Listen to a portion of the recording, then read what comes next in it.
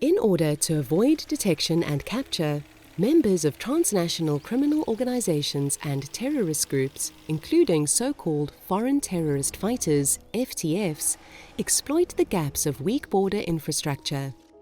Often, terrorist groups rely on forged or fraudulently obtained travel documents and visas to deploy their operatives to conduct an attack.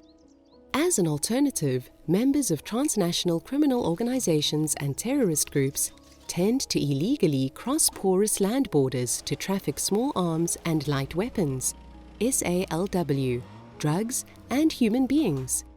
In order to assist states in addressing the unique challenges posed by porous borders, the Global Counterterrorism Forum, GCTF, has produced a set of non-binding good practices in border security and management in the context of counterterrorism and stemming the flow of foreign terrorist fighters. Effective surveillance of remote border areas and border zones adjacent to official ports of entry, such as road border crossing points, harbours or airports, is an important starting point. A broad and consistent presence of border officers in a given area deters terrorists and FTFs from engaging in illegal activities. Such presence also builds resilience in border communities against the influence of terrorist groups. The number of border guards performing surveillance and other duties should be adapted to existing or identified threats. Domestic legislation should regulate the duties of border officials. Presence on its own is not enough, however. Good and clearly regulated communication, cooperation, and coordination are essential to preventing transnational threats and combating terrorism.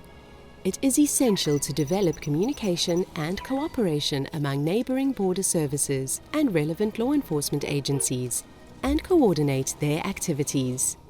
Cross-agency and cross-border operational engagement can include pooling together of personnel, technical capabilities, and intelligence information.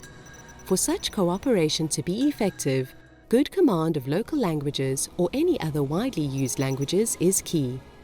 States should make use of national and regional watch lists and regularly review and update them in compliance with regional and international obligations. States should also take appropriate measures and cooperate to effectively bring perpetrators of translational terrorist-related crimes and FTFs to justice. Several factors challenge or hinder border security and management, or BSM. Border demarcation and delimitation issues between states is one such factor. States should seek to resolve such issues on a bilateral or multilateral governmental basis. At least in the absence of agreement on border demarcation, cross-border cooperation is necessary to ensure effective border security and management. For example, border agencies can cooperate on practical measures such as reporting of suspicious activities in porous border areas. Climate, territorial, and regional specificities represent another challenge to BSM. When establishing BSM equipment and systems, particularly in remote areas, it is important to take into account the local conditions and capabilities on the ground.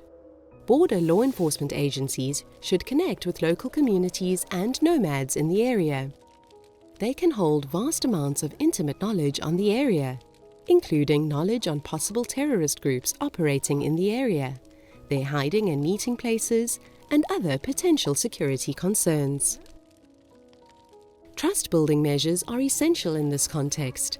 Border and nomad communities are very vulnerable to economic shocks and crime, and should not be neglected or left at the mercy of terrorist organizations' recruitment campaigns. In order to avoid such developments, states should actively pursue social and economic policies which afford these communities access to adequate health, education, and social care systems, as well as a basic infrastructure to maintain their livelihoods.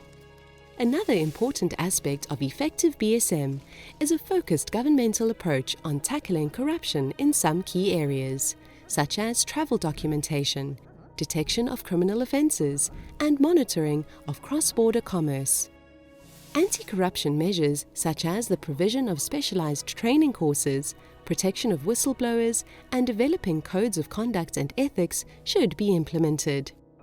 Tailored awareness campaigns for general public and border communities and training for border practitioners can sensitize to the cost of corruption. If you wish to learn more, the full text of the GCTF Good Practices in the Area of Border Security and Management in the Context of Counterterrorism and Stemming the Flow of Foreign Terrorist Fighters is available at www.thegctf.org.